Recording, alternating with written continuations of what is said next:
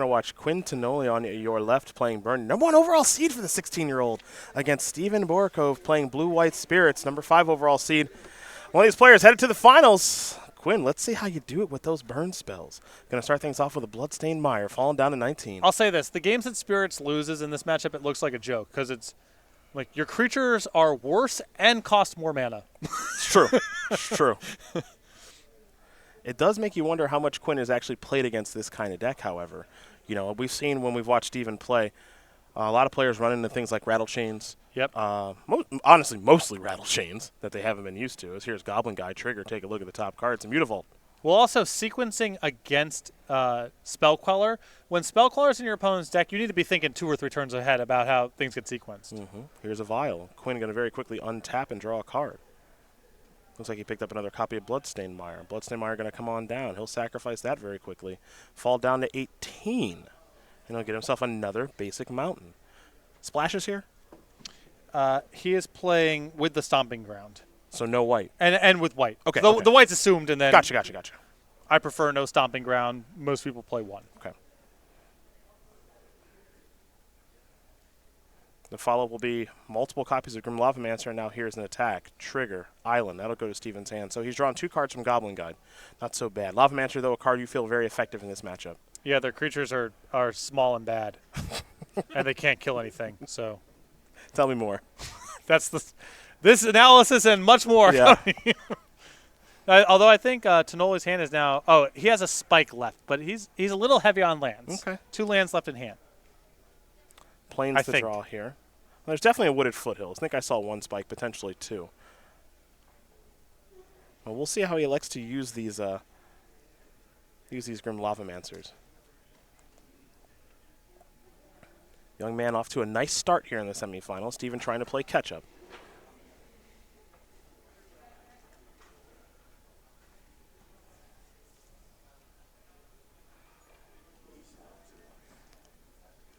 See where Steven wants to go now. He's got that Vial on 1.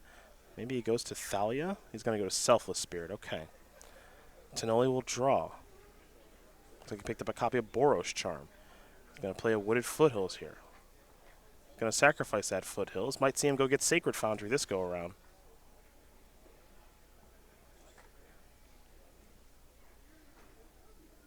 It will be Sacred Foundry. Enters the battlefield untapped.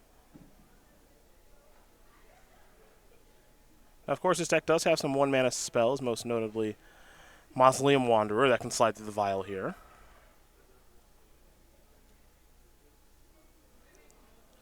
And here's a Lavamancer activation to go after the Selfless Spirit.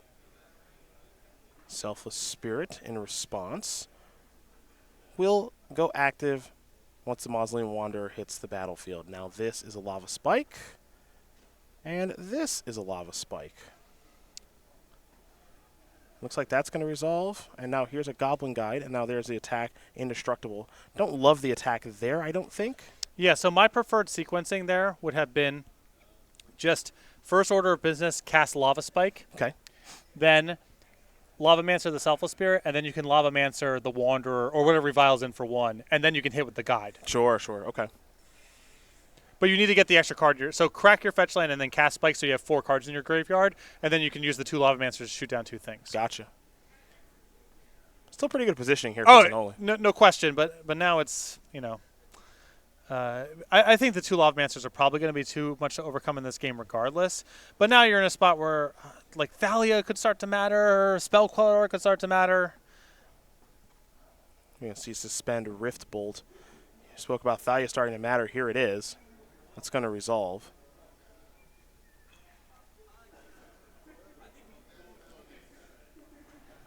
And it looks like no Spell Quell on the end step. So we're going to see a Vial go up to 3, which is actually kind of a sweet spot for Spirits. Where Humans likes to have it either on 2 or 3, Spirits actually likes to have it on 3 because of Spell Queller, because of Drogskull Captain as well, as here comes Thalia for 2 points. Tonole, no interest in. Okay, there is some interest in activating the Lavamancer here. Looks like he's going to let it rip for 2. Now we'll head back over to Quinn. Rift Bolt's going to come off suspended. He's got to pay an additional 1. here's a Vial activation. There is Spell Queller. That's going to eat the Rift Bolt.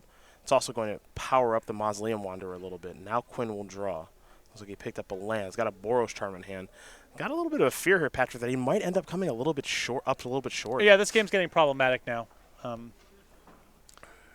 And to go back a couple turns ago, I think missing out. First of all, the Mausoleum Wanderer is problematic. That could be a counter spell at some point, or at least something to play around, especially in conjunction with the Thalia. And I think just being down the Goblin Guide attack, you would have had an extra Lava Spike in your hand too, on that turn where the Mausoleum Wanderer was able to block the Goblin Guide.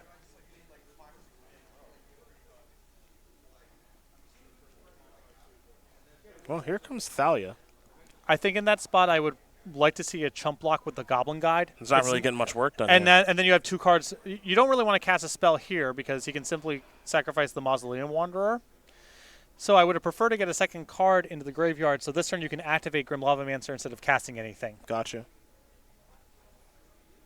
Over to Tonole will go. He'll draw a card.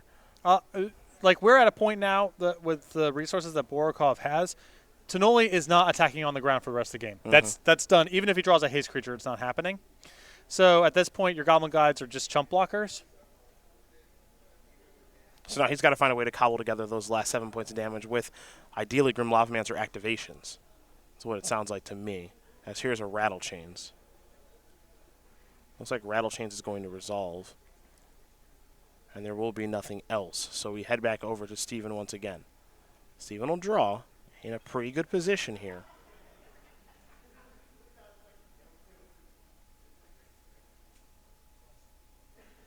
And he's going to come in here with Rattle Chains and Spell Queller. We're going to see a Lavamancer activation go after the Rattle Chains. We'll see if this is going to work out okay or not. Looks like maybe Selfless Spirit starts to get involved here. Actually, Supreme Phantom gets involved. And now here's Selfless Spirit.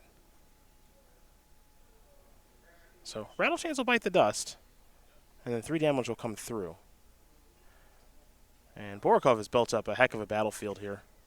And I'm not quite sure, especially given that Steven has another Spell Queller in hand, if Quinn's going to be able to get this one done. Yeah, once they get on top of you, their reactive elements line up very well against Burn. Yeah, they really do.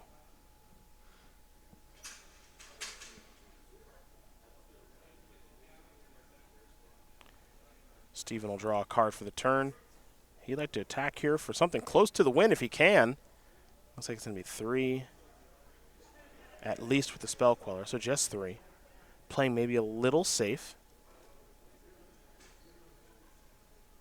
This will be a Lightning Bolt. You just got to target Borakove here. I think trying to kill the creatures. Doesn't matter. Yeah, Spell Queller's going to make it irrelevant, but yeah, I think you have to shift to, I have to try to kill the creatures. Another land there for Quinn's not going to get the job done, and he will concede the game. So, Steven Borakove is going to win game number 1 here over Quinn Tonole. Blue-White Spirits up a game here over Burn, and now we go to the youngsters' sideboard of 3 Destructive Revelry, 2 Deflecting Palm, 2 Ensnaring Bridge, 2 Exquisite Firecraft, 2 Path to Exile, 2 Rest in Peace, and 2 copies of Searing Bolt. Some pretty good cards here. Yeah, so you got to just dump the 4 Eidolons. You have to cut those against any deck with Aether Vial that's attacking you. So that frees up room probably for 2 Paths and 2 Ensnaring Bridges to start off with. And I would not mind finding room for Searing Blood and Exquisite Firecraft. And the Skullcracks and Boros Charms are kind of mopey too. So easy, I think, for Tonole to find room for 8 cards that are pretty good in the matchup. Other side of things here for Steven, it's 2 Damping Spheres, 2 Rest in Peace, 2 Stony Silence, 2 Unified Will, Bust Alliance, Disenchant, Echoing Truth, Engineered Explosives, a Settle the Wreckage, a Vendilion Click, and a Worship. So the Worship's really good in this matchup. I think you want some amount of Engineered Explosive, Echoing Truth, Disenchant. When he knows that Tonole has Ensnaring Bridge in the deck, you need a little bit to be able to get that off the battlefield. And the Blessed Alliance is great here too. Well, those are the options there for both players. And as we get ready here for game number 2, we'll, of course, let you know how the other match is going when we do have an update for you. We expect that one to take a little bit longer, but we can tell you that Annalise actually just won game number 1 against Benjamin Nikolic. So both these games getting ready here for game number 2. And we take a moment to talk about the Season 2 schedule here on the SCG Tour. one last time here this weekend because we got a little bit of a break, man. Mm-hmm. A little bit of a break before we head out to Syracuse, which Matthias and Ryan are taking care of that show, which kind of a bummer because I miss the dinosaur barbecue. Some good food. So, I mean, Syracuse is all right. I like Syracuse. I'm not shedding any tears. Oh, wow. Syracuse heel turn. Okay. Yeah. Boy. Then we come back here for Yeah. Legacy in September. Be covering that one. And then we head to October. We got 2 team opens and 2 modern opens in Columbus and Philadelphia. Those are teams. And then Dallas and Charlotte to round out the month. Those are modern. Then the regional championships November the 10th. You can go to starcitygames.com/regional for more information as we get a little bit closer. The November teams in Las Vegas. Should be some good stories coming out of that one.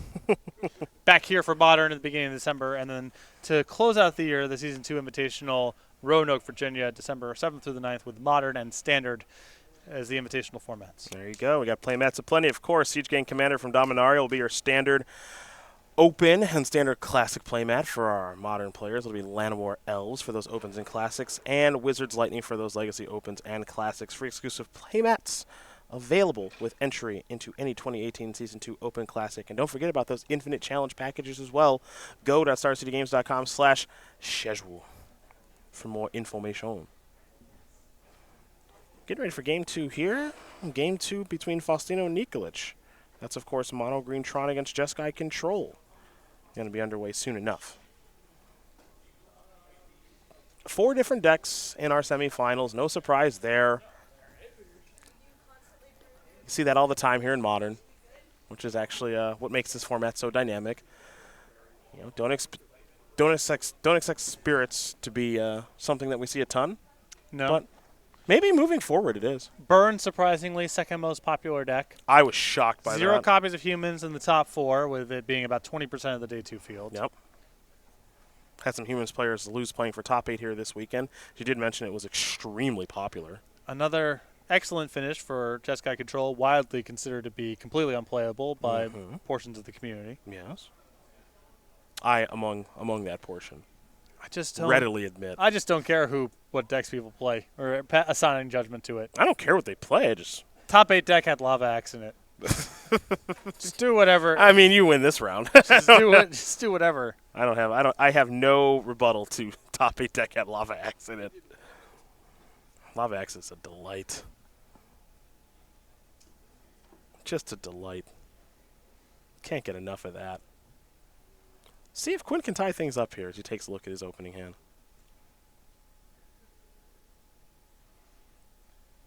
Got off to a pretty decent start there that game. Yeah, he was up to he flowed out a little bit, but his opening was great. All right, it's a mountain, it's a goblin guide, it's a trigger. Supreme Phantom is the reveal.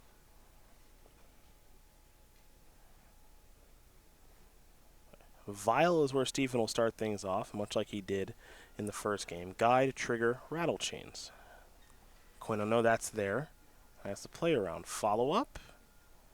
Grim Lavamancer, a little short on lands this game is Quinn. Back over to Stephen, we're going to go. Vial on 1. Well, okay. Okay. It's going to be one of these, huh? One of these. Get busy with that Lavamancer. He doesn't want to. I know you would have gotten there with that. I think you're probably pretty happy to trade with the Mausoleum Wanderer. Rift Bolt on suspend. Here comes Mausoleum Wanderer. It's not. I mean, you have to draw a bunch of fetch lands in a row to turn that Lavamancer on because you need to get cards into your graveyard and then also be able to Lavamancer and play a spell in the same turn for it to be any good. So, let's see what we have here. Is that a Thalia? That's trouble. This is maybe my favorite upgrade to the deck. You think when you're playing spirits, you're forced to play all spirits. That's not actually the case. Right. You know, I think in that spot we might even see Phantasmal Image a lot, but the reality is you can play non-spirit creatures, and that's exactly what we're seeing Stephen do. Rift Bolt coming off a suspend. Let's see what we got here. Well, Selfless Spirit. Trigger. On the Mausoleum Wanderer. Now the question is, do you want to sacrifice the Selfless Spirit, or do you want to sacrifice the Mausoleum Wanderer? It's going to be the Wanderer that's going to counter the Rift Bolt. Had to pay 1, of course, because of the Thalia. Draw a card. Looks like Searing Blaze to draw. And now Borakove is on top with a Thalia, and if his hand's any good at all, it's going to be a runaway. Yeah, and getting the Thalia off the battlefield is going to require at least 2 spells, right? Because Selfless Spirits will take care of the first one. Right. So then the next one's got to do it.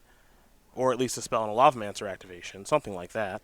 So this isn't getting any easier, as now here is Supreme Phantom. Keep in mind he played Supreme Phantom even though he has a Vial on 2. So that's bad news for Quinn. And Boros Charm not being a land is bad news. Rift Bolt on suspend, pass that turn back. Gonna violence something here. It'll be a Rattle Chains. So creatures are going to get a little bit bigger, of course, because of the Supreme Phantom, as Vial ticks up to 3. Borakove will play a Moorland Haunt. We'll see how Steven wants to attack here, as he's looking to make his way to the finals of this Open with Blue-White Spirits.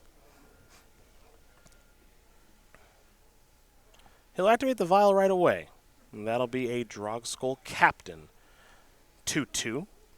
And of course gives all your spirits +1/+1 and hexproof. And he's feeling confident enough to attack with all the creatures. And I like the idea of let's just try to get this game over with now. No question.